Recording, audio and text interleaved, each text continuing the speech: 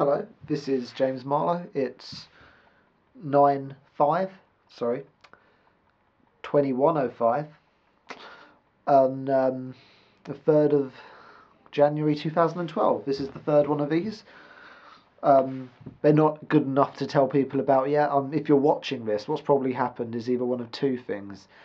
You've stumbled upon it by accident, you don't know me, nor do you care, and you don't appreciate what I speak, how I speak, what I say, because it's of no value. As I said in the first one, go back to watch the first one 2 days ago. It's not for you, it's for me. Anyway, I'm in Oxford again. Obviously, I live here. Spent most of my day in this room working because I've got a deadline the day after tomorrow. Anyway, whilst I've been working, I read on the internet an article about the new Sherlock that was on. Now, Sherlock, it's really good, isn't it? It is really good. It's like from stories from them days, nowadays.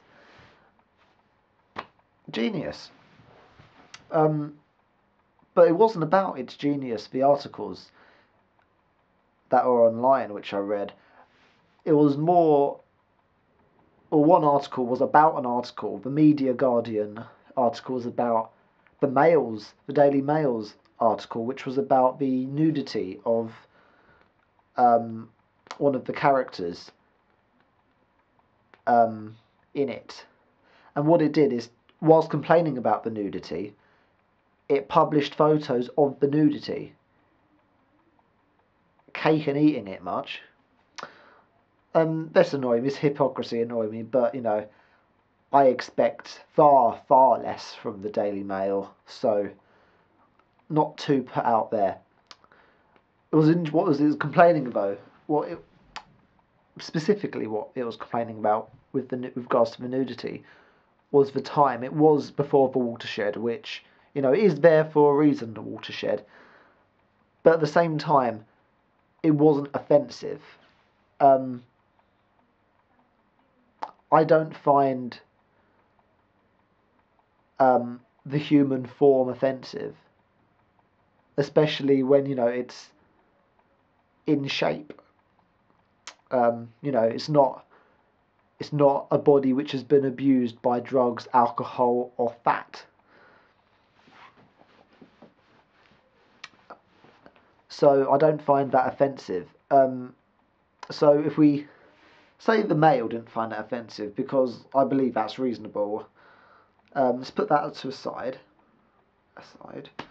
and think about what else they could have found offensive. Now, the Irene Adler character, she was of a sexual nature. But that was more suggestive. It was double entendre. I can't say that word, but it was suggestive. I mean, it also paid reference to, you saw her in a thong right at the beginning, and which the time was about 8:15 at the time. Now, if I remember correctly, the thong was kind of under like an outer garment, so you could see she was wearing it because it was so thin. But it wasn't just a bum in your face. Yeah, so it appears to me like they got their knickers in a twist over nothing. What was even more interesting though was, I can't remember where I read it, but there was another article which was more along the lines of how it was a regressive look at femininity, because it took a character which was smarter than a man in the late 19th century, and when you put her in the 21st century, she was just a sex thing. And that was more interesting to me. I can't remember, I think that might have been The Guardian as well. And although it was a really good character and she had a lot of power, she used her feminine sexual power specifically, to get the power she wanted. I just realised what the article is highlighting is its own prejudices, or perhaps mirroring the prejudices and stereotypes of the world. Because in the novels, she got the audiences and Sherlock's respect because she was clever like a man.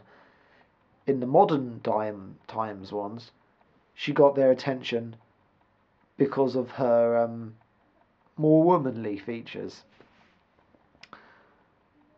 Um, and the articles saying that we preferred it when she was stereotypically masculine. Now, I know that sounds sexist, but it's not, because the year was 1891. So, I'm not being sexist. I'm just being contextual.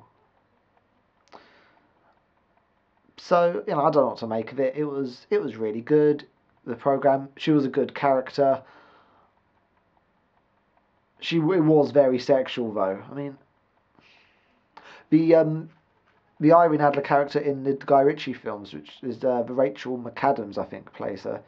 Not quite sexual, but still very good. Anyway, I don't really have a point. I'm just rambling now. But what do you think of that, feminists? And don't bite my tongue off for being contextual. Okay? See you later.